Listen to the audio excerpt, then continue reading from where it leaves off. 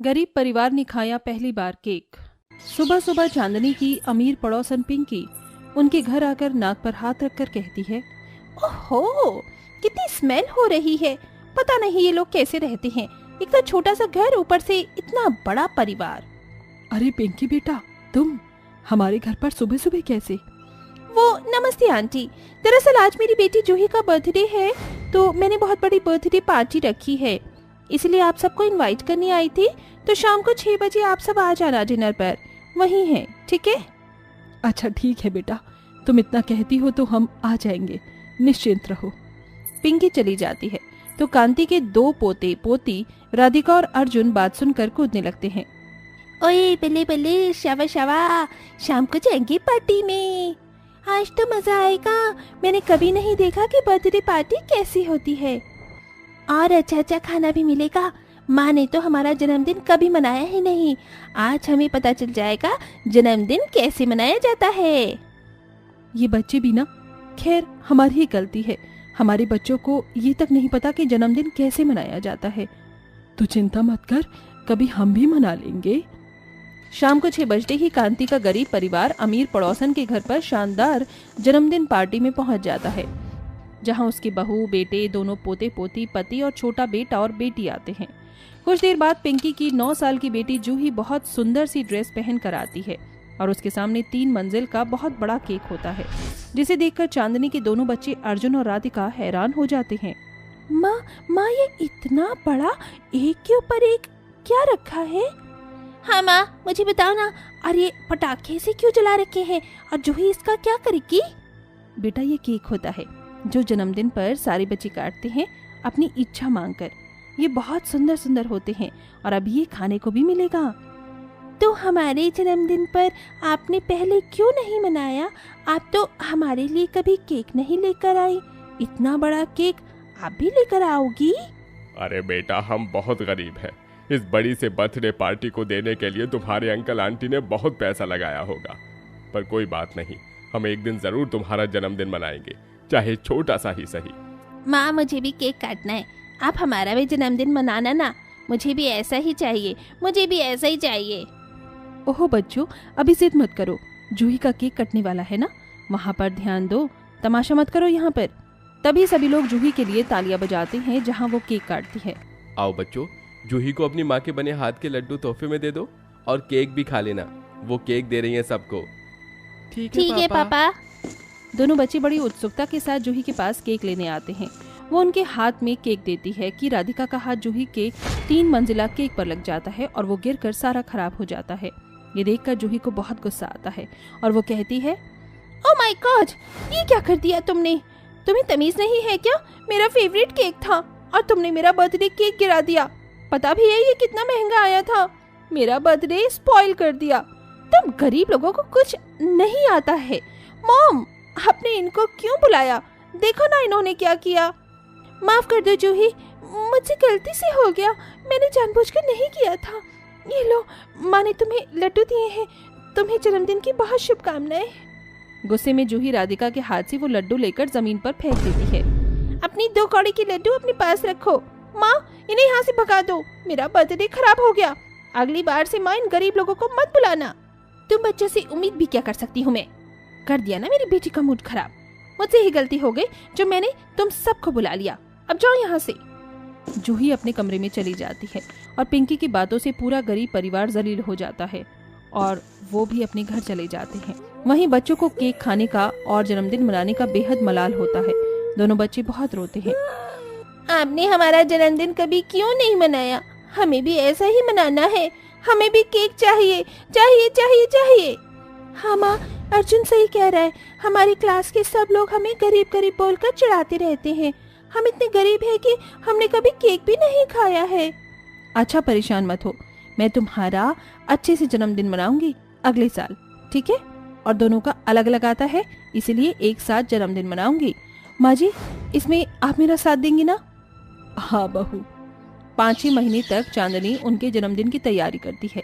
पैसे जोड़कर थोड़े गुब्बारे और केक बनाने का सामान ले आती है और कुछ कपड़ों की कतरन ले आती है, जिन्हें सिलकर वो अपने दोनों बच्चों के कपड़े तैयार करती है। और एक दिन पूरा परिवार मिलकर बच्चों का जन्मदिन मनाने के लिए घर को सजाता है। चांदनी अपने हाथ से कुकर में केक बनाकर तैयार करती है। तभी उसका पति दोनों बच्चों के आंखों पर पट्टी बांधकर उन्हें लाता है। चलो बच्चों, आराम से चलो आगे। ऐसा क्या तोहफा दे रहे हैं आप हमें?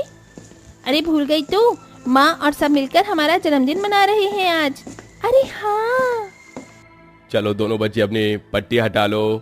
जैसे ही दोनों बच्चे आंखों से पट्टी हटाते हैं तो उन्हें बहुत अच्छी घर की सजावट देखने को मिलती है और उनके दादा दादी गुब्बारे को फोड़कर सब एक साथ कहते हैं, happy birthday to you, happy birthday to you. हमारे प्यारे बच्चों राधिका, अर्जुन।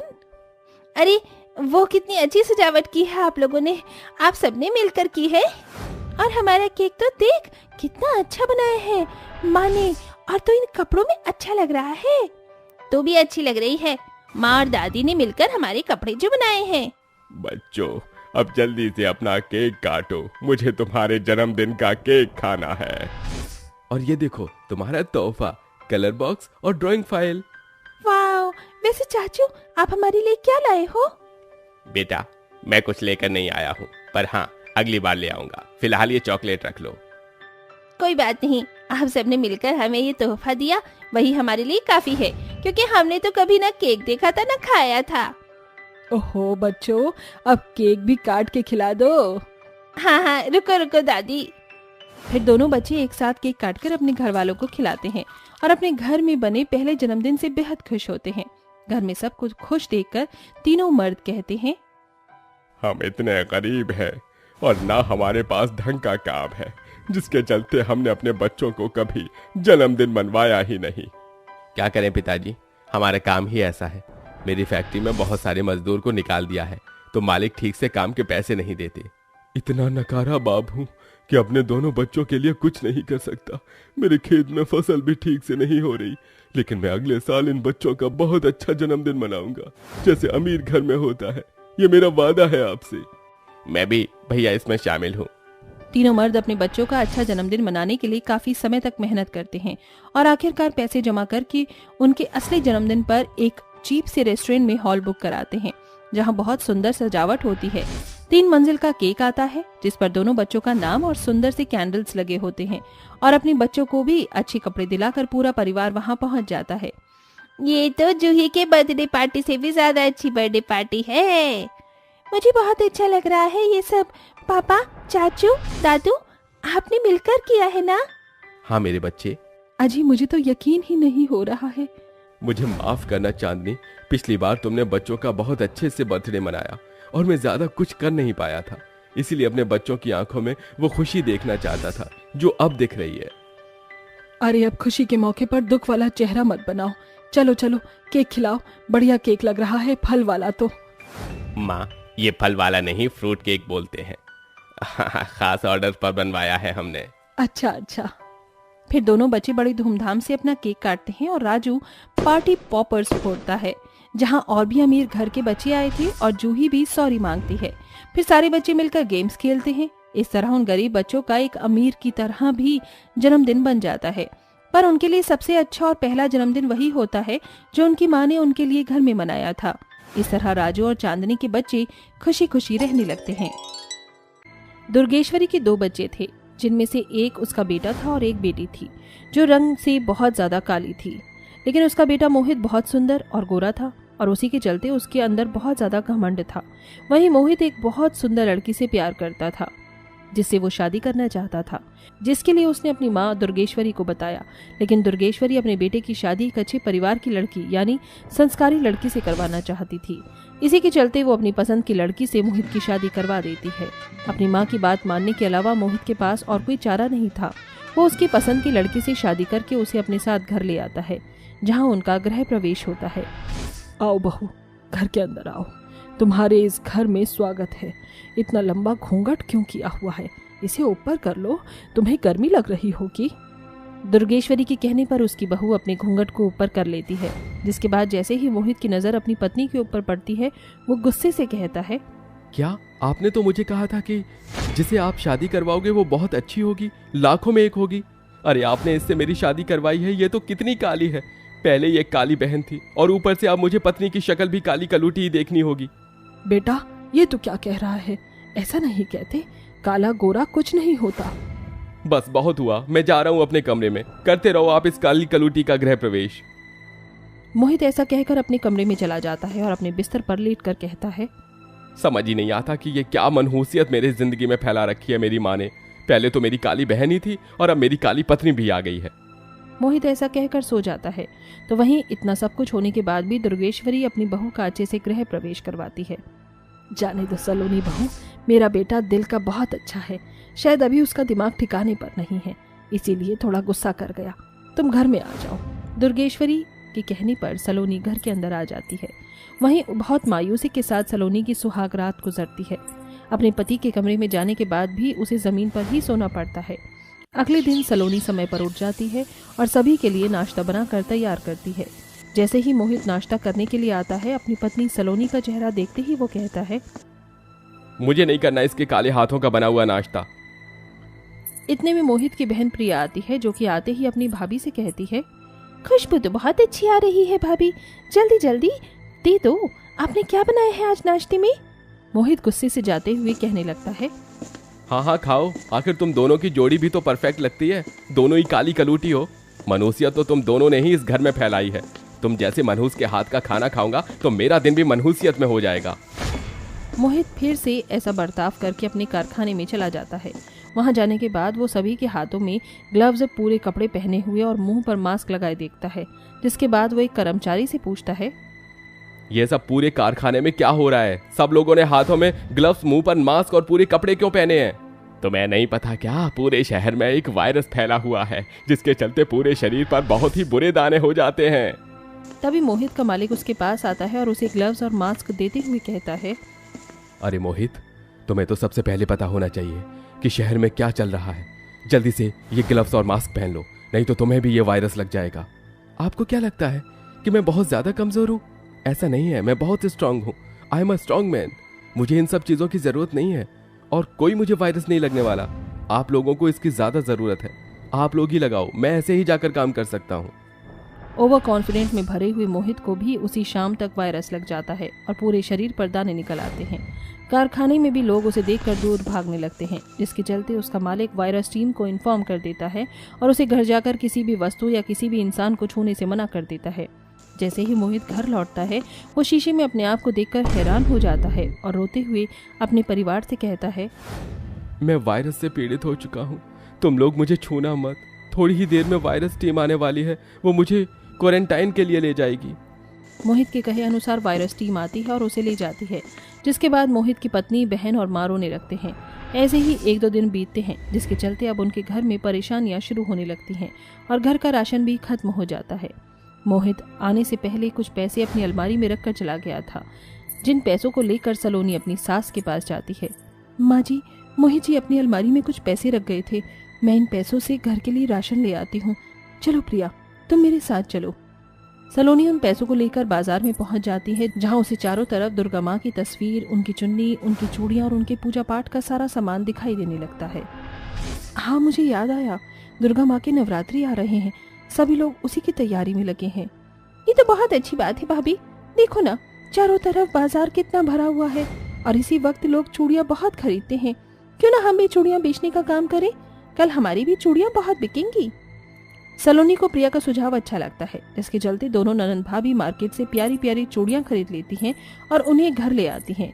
उनके हाथों में राशन न देखकर ढेर सारी चूड़ियां देखती ही दुर्गेश्वरी उनसे पूछती है, तुम दोनों तो राशन लेने गए थे, ये इतनी सारी चूड़ियां क्यों ले आए? सलोनी और प्रिया दोनों मिलकर दुर्गेश्वरी को दुर्गा माँ की नवरात्रि के बारे में बताती हैं, जिसे सुनकर दुर्गेश्वरी समझ जाती है। अगले दिन दोनों ननद भाभी सारी चूड़ियां लेकर बाजार में जाकर बैठ जाती हैं, लेकिन उनके काले रंग की वजह से कोई भी उनसे चूड़ियां नहीं खरीदता। छी छी छी छी, कौन खरीदेगा इन लोगों से चूड़ियां? इनका रंग तो देखो कितना काला है और कितनी बुरी बुरी चूड़ियां लेकर बैठी हैं।